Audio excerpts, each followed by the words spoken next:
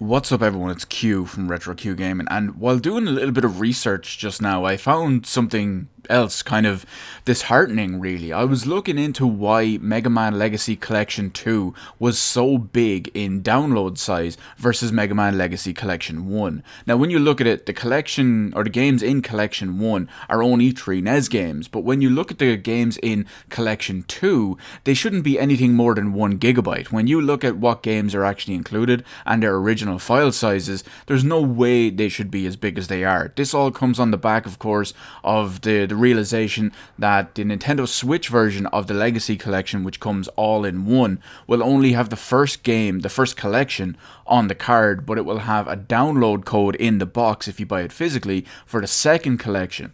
Now, that's all a little bit off topic, kind of, but you'll see why it's relevant. While researching into why the second collection was so big, I came across something from about a little over a week ago that I had previously missed.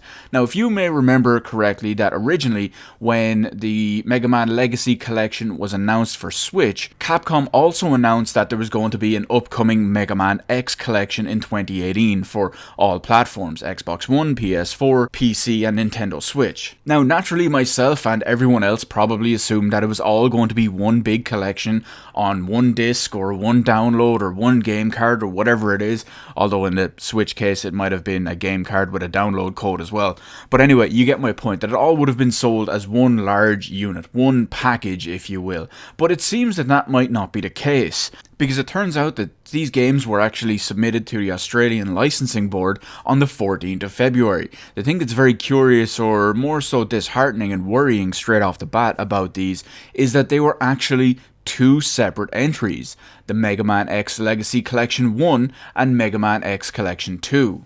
Which, if you ask me, is just full-on proof that these are going to be sold separately. Now, not even just in download form. I think they're actually going to be physically released as 2 separate collections. I think if you go and get a PS4 version, you will need 2 separate versions: the Mega Man X Legacy Collection and the Mega Man X Collection 2. And since the Switch version will most likely come out at the same time, which wasn't really an option for the prior one, these are most likely going to be sold separately as again. Now, this is something that's a little bit different from the previous issue, the one we had with Capcom and using the smallest possible game card and giving a download code for the other collection if you bought the physical version. This is actually a different problem. This is a problem of them selling them separately to completely maximize profit. And that's kind of bullshit, because when you buy a collection, you're probably expecting to get the whole collection, not just all in one form or all on one card or not including as a download code or whatever. That's a separate issue. But if you buy something called the Mega Man X Legacy Collection,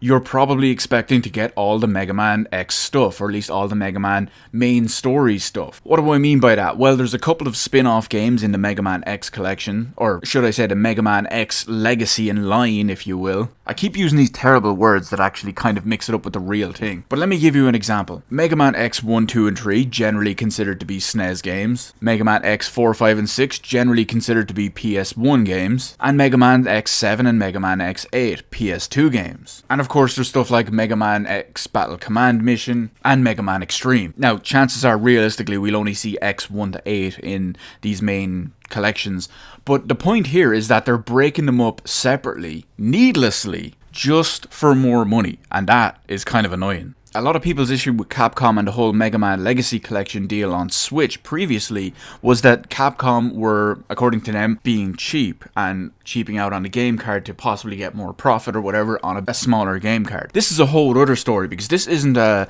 size thing, and this isn't limited to the Switch whatsoever. This is selling 2 collections out of greed, because this has nothing to do with the Switch game card size.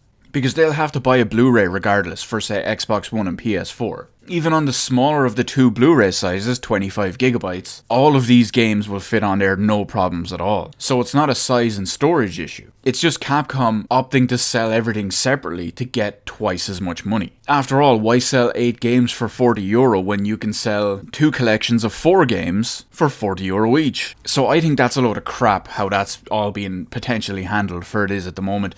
The only thing I can say is we do have to wait and see until the proper official announcements and the proper details of when it's going to be out and what's included and what's not actually comes to light. I really hope we all don't get dicked over and screwed over because, well, Capcom. But hey, they flip-flop back and forth with good ideas and bad ideas the whole time. Anyway, let me know in the comment section below, what do you think of the whole situation? Do you think this is a given that yes, all platforms, Xbox One, PS4, Nintendo Switch and PC, will all get the Legacy Collection broken into 2 separate parts? Has this influenced you actually buying it in any way, shape or form? Or what's the deal? Are you still going to get it? Are you only going to get one of the collections because you're only after certain games? Or what's the deal? Let me know all that good stuff in the comment section below. Hit the appropriate button to let me know how I did with the video. Maybe even hit the subscribe button, and I will see you in the rest of the videos in my channel.